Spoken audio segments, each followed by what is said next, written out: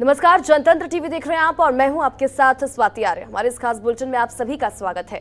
उपराज्यपाल मनोज सिन्हा ने जम्मू कश्मीर के पहले मातृ एवं शिशु स्वास्थ्य सम्मेलन का उद्घाटन किया और इस दौरान उन्होंने बाल चिकित्सा वार्ड, इसी के साथ ही आईसीयू, मातृ आईसीयू जनता को समर्पित किया। इस दौरान उन्होंने कहा कि कॉन्क्लेव मातृ एवं शिशु स्वास्थ्य देखभाल में चुनौतियों, अवसरों और नई पहलों पर विचार विमर्श करने के लिए एक अनूठा मंच प्रदान करता है।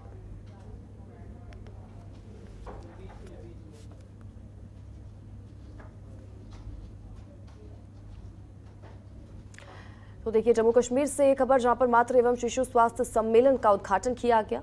उपराज्यपाल मनोज सिन्हा के द्वारा कार्यक्रम का उद्घाटन किया गया। जनता को इस दौरान बाल चिकित्सा अवार्ड समर्पित किया गया। ये तस्वीरें आपके टीवी स्क्रीन पर।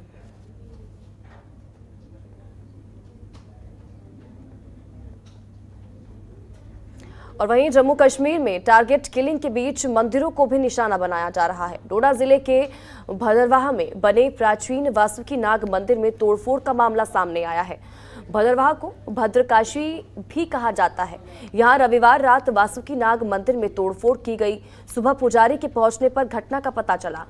जब पुजारी मंदिर पहुंचे तो दरवाजे, खिड़कियां टूटे मिले, मूर्तियां खंडित थी और नीचे पत्थर पड़े हुए थे। खबर फैलते ही मंदिर के बाहर भीड़ जमा हो गई। हिंदू संगठनों ने प्रदर्शन शुरू कर दिया है। उन्होंने आरोपियों पर कड़ी कार्रवाई की मांग की है। जांच के लिए पुलिस की विशेष मौके पर भेजी गई है।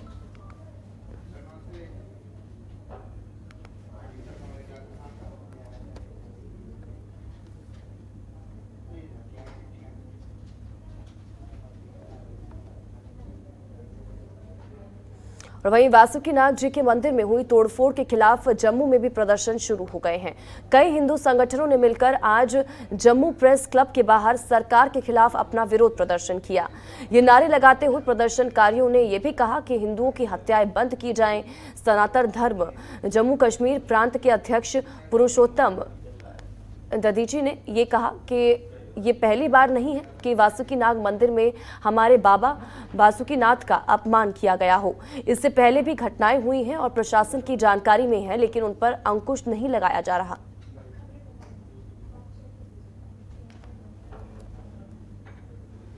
आज हम सब यहाँ एकत्रित आए हैं।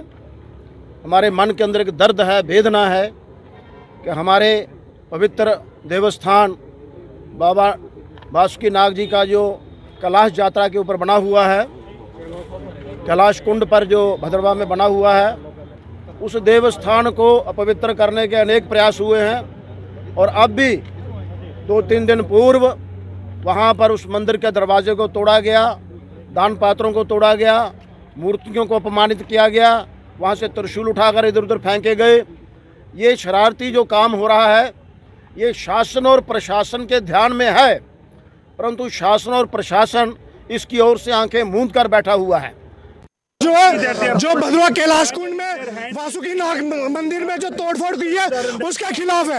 आमतौर पे आप देखोगे जम्मू कश्मीर में आज ट्रेंड ही बन गया हुआ है कि किसी भी मंदिर में जाकर के आप तोड़फोड़ कर लो, सरकार कोई उसके ऊपर एक्शन नहीं लेगी। उससे क्या होता है, उससे उनके हौसले बुलंद होते हैं। एलजी एडमिनिस्ट्रेशन क्या ये चीज देख नहीं रही? मनोज सिन्हा जी को यह चीज दिख नहीं रही। हम मनोज सिन्हा जी से, डॉक्टर जितेंद्र सिंह जी से और प्रधानमंत्री नरेंद्र मोदी जी से यही मांग कर रहे हैं कि जिन्होंने भी यह चीज की है उनको जल्द से जल्द पकड़ा जाए और स्ट्रिक्ट। वहीं एक तरफ कश्मीर घाटी में गैर कश्मीरी और कश्मीरी पंडितों को निशाना बनाया जा रहा है और इसी को लेकर आज कश्मीरी पंडित समाज ने सड़कों पर उतरकर सरकार से मंदिरों के संरक्षण और घाटी में हो रही टारगेट किलिंग और पंडितों की सुरक्षा को लेकर प्रदर्शन किया। प्रदर्शन कर रहे कश्मीरियों ने कहा कि जब तक घाटी में हालात सामान्य नहीं हो जाते हैं तब तक उनको वापस कश्मीर में ना भेजा जाए। ये प्रोटेस्ट आज हो रहा है कश्मीर में। जिस प्रकार से सिलेक्टिव किलिंग्स हुई हैं पिछले 1 महीने में, ये अत्यंत दर्दनाक है। कश्मीर में जिस प्रकार से विजय कुमार जी की, रजनी बालाजी की, राहुल भट्ट जी की, अमरीन जी की और उसके बाद वहाँ पे जो माइग्रेंट वर्कर्स हैं उनकी भी हत्याएं हुई हैं, ये सिलेक्टेड किलिंग्स हैं। ये कोई उनको किसी बम ब्लास्ट में या किसी ग्रेनेड में नहीं मारे गए। इनको चुन चुन के इनका लिस्ट बना के इनको हत्या की गई है। इनको दफ्तरों में, इनको इनके कार्यस्थलों पे मारा गया है, जिससे कश्मीर में अत्यंत असुरक्षा की भावना वहाँ पे पैदा हो गई है। सिक्योरिटी दी जाए, उनके हस्बैंड को सिक्योरिटी दी जाए और फौरन उनको जम्मू में ट्रांसफर किया जाए, क्योंकि उनकी छोटी सी बच्ची है, उसका पालन पोषण करना उसके बाप के लिए बड़ा मुश्किल होगा कश्मीर में। फौरन तौर पे उनको ट्रांसफर किया जाए जम्मू में और रजनी वालों को शहीद का दर्जा दिया जाए, क्योंकि वो कश्मीर में सर्विस इसीलिए कर रहे हैं कि गरीब लोगों को वो पढ़ा रहे हैं, वो किसी अमीर लोगों को नहीं पढ़ा रहे। सरकारी स्कूल में पढ़ने वाले बच्चे, कश्मीर के बच्चे जो लोग गन कल्चर की ओर जा रहे हैं, उनको कल्चर की तरफ लेके जा रहे हैं, तो उनके हाथ में कलम देना चाहते हैं कि बच्चे ये पढ़ लिख के अपना भविष्य बनाएंगे। कैटेगरी जम्मू में एम्प्लॉय का प्रोटेस्ट है सर, जैसे टारगेट के लिए चल रही है, हमें नहीं लगता कि हम अपने जॉब के साथ जस्टिस कर पाएंगे। ऐसे फियर्ड इन्वायरमेंट में we can't justice with our job, so we want transfer to our home district as early as possible. वो भी एम्प्लॉइज वहाँ है, चाहे वो जम्मू से ताल्लुक है, किसी और से नहीं करता, उनकी सेफ्टी और सुरक्षा के लिए, क्योंकि गवर्नमेंट खुद बोल रही है कि अभी ऐसे हालात नहीं है वहाँ की, अभी टाइम लगेगा। तो गवर्नमेंट जब इसका अंदाज, तो इसलिए इन मुलाजिमों पर इतनी मानसिक वो दबाव भी नहीं डालना चाहिए, वो काम ही न कर पाए। तो इस वक्त जो भी वहाँ कैंपों में रहे, वो बड़े मानसिक हालात में बैठे हैं वहाँ और बहुत परेशान है। उनके घर वाले यहाँ परेशान, उनके बच्चे यहाँ परेशान है और खुद भी वो वहाँ परेशान है। गवर्नमेंट इस चीज़ को मतलब निश्चित करे कि सेफ और सिक्योर होना चाहिए। उसके बाद हम हर वक्त तैयार है, हमने कभी भी इनकार नहीं किया गवर्नमेंट इंडिया को, ना गवर्नमेंट जम्मू कश्मीर को, हम हर वक्त आगे है।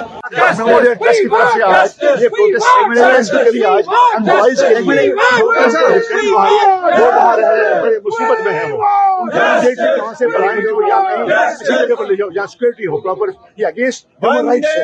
उनके पास दवाई के लिए जाने के डर के बारे वो बाहर जा सकते हैं।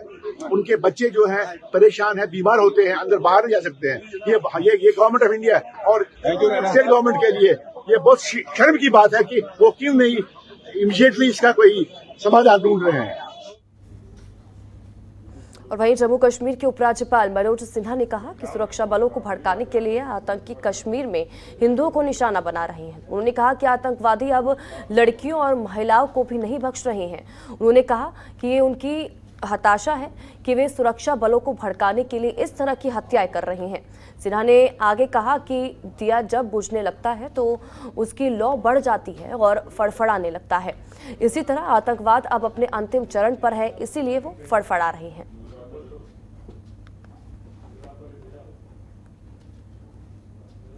कश्मीर में एक और प्रदूषण हो रहा है। ये प्रकृति का प्रदूषण था, एक प्रदूषण पड़ोसी के द्वारा किया जा रहा है, वो बेगुनाहों के खून से प्रदूषण किया जा रहा है। मित्रों, मैं कहना चाहता हूं कि हर जिम्मेदार शहरी की ये जिम्मेदारी है कि अमन चैन तभी कायम हो सकता है जब हम ऐसे कृत्यों की निंदा करेंगे। अब ये घिनौना और घृणित चेहरा बच्चियों को भी नहीं बकस रहा है, महिलाओं पर भी हमले हो रहे हैं। मुझे लगता है कि जम्मू कश्मीर प्रशासन की और सरकार की ये पॉलिसी रही कि हमारे सुरक्षा बल किसी निर्दोष पर कोई कार्रवाई नहीं करेंगे। मैं जानता हूं कि जब दिया बुझता है तो बुझते समय लौ तेज हो जाती है। ये डेस्परेशन में इस तरह के निर्दोष लोगों पर जो हमला हो रहा है, वो प्रेरित करना चाहते हैं सुरक्षा बलों को कि इनकी ओर से भी डेस्परेशन में कोई कार्रवाई की जाए। मैं भरोसा देना चाहता हूं जम्मू कश्मीर के लोगों को कि प्रशासन किसी निर्दोष व्यक्ति के खिलाफ। वहीं 30 जून से शुरू हो रही अमरनाथ यात्रा को लेकर प्रशासन ने तैयारियां तेज कर दी हैं। इस बार अमरनाथ यात्रियों को पहलगाम और इसी के साथ ही बालटाल दोनों रूट पर हवाई सुविधा उपलब्ध कराने की तैयारी है, जिसके लिए सामान्य हेलीकॉप्टर के साथ ही MI-17 हेलीकॉप्टर की भी सुविधा दी जा सकती है, जिससे कि एक साथ 20 से 22 यात्री पवित्र गुफा के पास पहुंच सकते हैं। हालांकि अभी तक नागरिक उड्डयन मंत्रालय से इसकी अनुमति नहीं मिली है, लेकिन अगले कुछ दिनों में इसे मंजूरी मिलने की उम्मीद है। हवाई यात्रा के लिए ऑनलाइन टिकट बुकिंग होगी, जिसके लिए सरकार ने सुरक्षित वेबसाइट और ऐप तैयार किया है, जिसकी सुरक्षा का ऑडिट हो रहा है।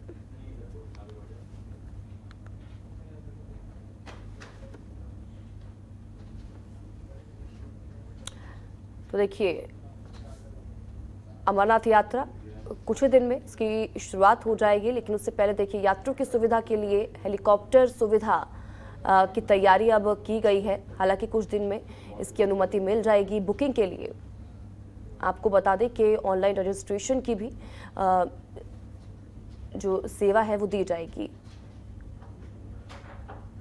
इसके लिए आपको बता दें कि बोर्ड की तरफ से सुरक्षित ऐप की भी बनाने की भी तैयारियां की जा रही हैं। उस ऐप के जरिए आप ऑनलाइन टिकट बुक कर सकते हैं हेलीकॉप्टर सुविधा लेने के लिए।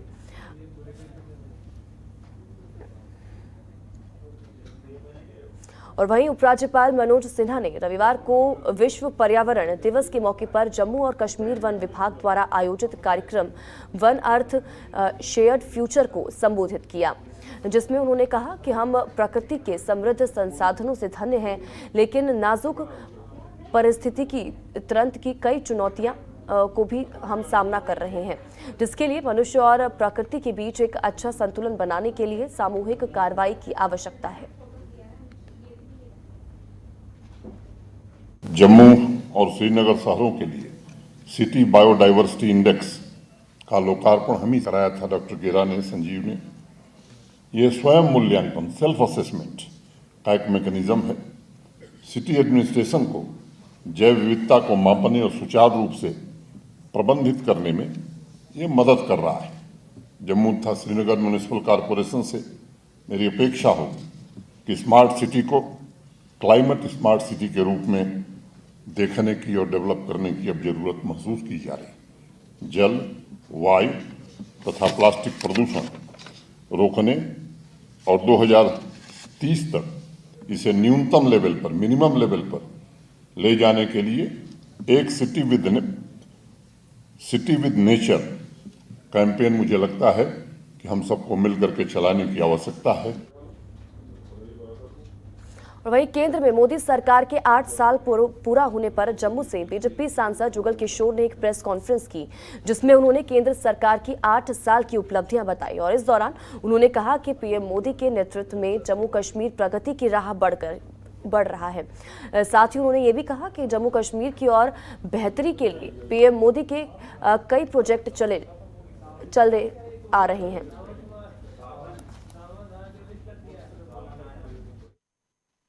तो 8 साल पूरे होने पर भारतीय जनता पार्टी ने पूरे देश भर में एक अभियान चलाया है। 8 साल सेवा, सुशासन और गरीब कल्याण अभियान के नाते 30 मई से लेकर 14 जून तक भारतीय जनता पार्टी का हर एक कार्यकर्ता फील्ड में जाकर रोज़ाना 8 से लेकर 10 घंटे जो है वो घर घर जनसंपर्क अभियान चलाएगा। और ये जो 8 साल मोदी सरकार के रहे हैं, इसमें सेवा भाव से और फिर जो सुशासन के नाते शासन और फिर गरीब कल्याण के नाते जो योजनाएं नरेंद्र भाई मोदी जी सरकार ने लोगों समाज को समर्पित की हैं, उसकी चर्चा जो है। और वहीं जम्मू कश्मीर में कश्मीरी पंडित रीलोकेशन को लेकर लगातार प्रदर्शन कर रहे हैं, जिस पर जम्मू के सांसद जुगल किशोर ने कहा कि सरकार कश्मीरी पंडितों की सुरक्षा के लिए लगातार काम कर रही है, लेकिन कुछ लोग जम्मू कश्मीर में शांति के माहौल को बिगाड़ने की कोशिश कर रहे हैं। इन्हीं सब मुद्दों को लेकर हमारे संवाददाता हरमीत सिंह ने जम्मू के सांसद जुगल किशोर शर्मा से खास बातचीत की। सुनिए उन्होंने क्या कुछ कहा। कश्मीर में टारगेट किलिंग्स को लेकर जो कर्मचारी हैं वो जम्मू में पहुंच चुके हैं और वहां पर सरकार की तरफ से जो मीटिंग जो की गई है उसमें ये बोला गया है कि किसी भी कर्मचारी को ना रीलोकेट किया जाएगा और ना ही ट्रांसफ़र किया जाए। इसी पर चर्चा करने के हमारे साथ member of parliament Jugal Kishore जी हैं, बात करेंगे। सर, आपसे सवाल सीधा सर कि कर्मचारी जो हैं सब यहाँ पर आ चुके हैं कश्मीर के, जिनकी टारगेट किलिंग्स के चलते जो पलायन हुआ है वो तो सब यहाँ पर पहुँच चुके हैं, लेकिन सरकार अभी भी कह रही है कि ट्रांसफ़र जो है वो नहीं की जाएगी, रीलोकेट नहीं किया जाएगा। जो लोग यहाँ पर हैं वो प्रदर्शन कर रहे हैं सरकार के खिलाफ कि हम वापस नहीं जाएंगे, हमें मरने के लिए वापस, हमें बलि का बकरा नहीं बनना। देखिए, जो पहले जो करना चाहिए था कि इनको सुरक्षा मुहैया करवाना, इनको सुरक्षा स्थान पर भेजना ताकि ये अपने आप को सुरक्षित समझें। उसके लिए सरकार ने कदम उठाया है, ये एक अच्छी बात है। अब सुरक्षा का माहौल बने और ये कर्मचारी वहाँ जाकर काम करें सुरक्षित माहौल में, तो तभी ये जा पाएंगे। लेकिन अब इनको यकीन दिलाना कि नहीं आप सुरक्षित हैं, वो भी सरकार का काम है ताकि ये अपने अपने काम पर लौटें। बाकी रही बात जो आप कह रहे हैं कि भाई ये नहीं जाना चाहते और चाहते हैं कि भाई हमें यहीं रखा जाए, तो सरकार उस पर विचार कर रही होगी, सरकार को विचार करना चाहिए। सर, आखिरी सवाल आपसे करना चाहूँगा कि जिस तरह भाजपा के नेता बयानबाजी कर रहे हैं, कभी किसी धर्मगुरु के ऊपर जो है बयानबाजी की जा रही है, कभी कोई डीडीसी चेयरमैन या एक्स फॉर्मर जो एमएलए हैं बलदेव शर्मा जी, उन्होंने ये कहा कि टारगेट किलिंग जो है वो एक छुटपुट घटना है, कोई आतंकवादी बड़ा हादसा नहीं है। एक आदमी अगर तमंचा लेकर घर जाकर किसी मासूम को जाकर मार देता है तो ये बड़ी आतंकवादी घटना नहीं है, वो इसको टारगेट किलिंग में नहीं लेकर चल रहे हैं। और तकरीबन 37 जो हैं वो टारगेट किलिंग्स हो चुकी हैं। नहीं, देखिए, घटना तो बहुत बड़ी है और ये जो कायराना हमला और बुद्ध ज़िले का काम जो करते हैं ना, उससे उनको शर्म आनी चाहिए कि भाई निहत्थे लोगों पर, औरतों पर आकर उन्होंने हमले करना शुरू किए हैं। अगर किसी ने कहा है कि भाई ये छुटपुट घटना है तो मैं उससे सहमत नहीं हूँ। घटना तो घटना है और बहुत बड़ी घटना है। जिसके घर का चिराग चला जाता है पता तो उसे चलता है, उसके लिए तो इससे बड़ी और घटना कोई नहीं हो सकती। इसीलिए सरकार ने इसको गंभीरता से लेते हुए सुरक्षा के लिए कदम आगे बढ़ाए। सर, एक सवाल और, जम्मू पुंछ रेलवे मार्ग की सर बात की गई थी कि जम्मू से पुंछ रेलवे मार्ग जो है वो चलाया जाएगा, अभी काम बंद है। क्या लग रहा है कि जो सपना दिखाया था जम्मू से पुंछ रेल मार्ग जाने का, वो सपना पूरा हो पाएगा? अभी तो हमने सपना देखा है कि भाई वहाँ तक नेशनल हाईवे पहुँचा लें, और नेशनल हाईवे पहुँचाने में हम कामयाब हो रहे हैं। जैसे ही नेशनल हाईवे जम्मू से पुंछ पहुंच जाता है तो आप निश्चिंत रहें, जो आप कह रहे हैं उस पर भी हम कार्रवाई करेंगे। सर, सेंटर ने तो सर कहा है कि उसके लिए फंड नहीं है। जो हमने कदम उठाए थे उसमें हमें कामयाबी मिली है। उसमें हम उसका प्रोजेक्ट रिपोर्ट जो है वो हमने बनाई है, डिटेल प्रोजेक्ट रिपोर्ट DPR, और उसका सर्वे जो है वो कंप्लीट हुआ है। अब समय आएगा, वो जो आप कह रहे हैं वो भी होगा। चलिए, बहुत बहुत शुक्रिया सर। और आप देख रहे थे इस समय हमारे साथ मेंबर ऑफ पार्लियामेंट जो है जुगल किशोर जी, वो हमारे साथ जुड़े हुए थे टारगेट किलिंग्स को लेकर, जहां पर कश्मीरी पंडित जम्मू में पहुंच चुके हैं और सरकार ट्रांसफ़र करने के लिए नहीं बोल रही है कि किसी भी कर्मचारी को ट्रांसफ़र नहीं किया जाएगा। अब कश्मीरी समाज किस तरह से देखता है, क्या वो अपनी नौकरियों पर वापस श्रीनगर में जाएंगे? लेकिन उनका ये कहना है कि हम बलि का बकरा इस बार नहीं बनेंगे और हम किसी भी हालत पर कश्मीर में अपनी सेवाएँ देने के लिए दोबारा नहीं जाएंगे। कैमरा। और वहीं कश्मीर में टारगेट किलिंग को लेकर जम्मू में आज चौथे दिन भी कश्मीरी पंडितों का प्रदर्शन जारी है, जिसमें वो अपने ट्रांसफर किए जाने को लेकर मांग कर रहे हैं। और इस प्रदर्शन के दौरान कश्मीरी कर्मचारियों ने कहा कि हमारा ट्रांसफर जम्मू या देश के किसी भी कोने में किया जाए।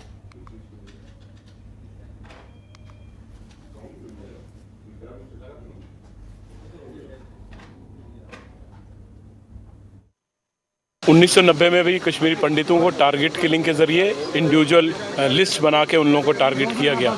उसी प्रकार से आपने देखा होगा पिछले 1 महीने से जिस प्रकार से राहुल भट्ट जी को, रजनी बाला जी को, विजय कुमार जी को, और वहाँ पे और भी जो वहाँ पे टीवी आर्टिस्ट थी, टिकटॉक आर्टिस्ट थी, और वहाँ पे पुलिस के ऑफिशियल्स थे, वहाँ पे और भी माइग्रेंट वर्कर्स थे, जिस प्रकार से उनकी हत्याएँ की गई।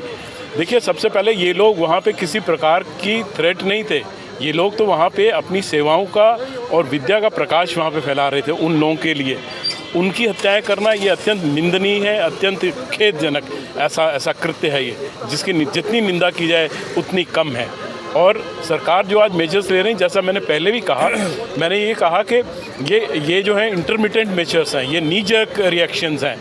इनका क्या असर होता है वो तो भविष्य में। लेकिन सर, क्या लगता नहीं है कि जिस तरह के इस समय जो सरकार, केंद्र सरकार की बात करें, सबसे पहले सिक्योरिटी एक एस्पेक्ट है और सेंस ऑफ सिक्योरिटी दूसरा एस्पेक्ट है, जो है उन एम्प्लॉयज़ में सरकार को विश्वास जगाना होगा कि हम आपकी सुरक्षा करने में समर्थ हैं। और इसी के साथ ही हमारे इस खास बुलेटिन में फिलहाल इतना ही। आप बन रहे हमारे साथ। नमस्कार। खबरों के निष्पक्ष विश्लेषण के लिए सब्सक्राइब करें जनतंत्र TV and press the bell icon. Never miss any update.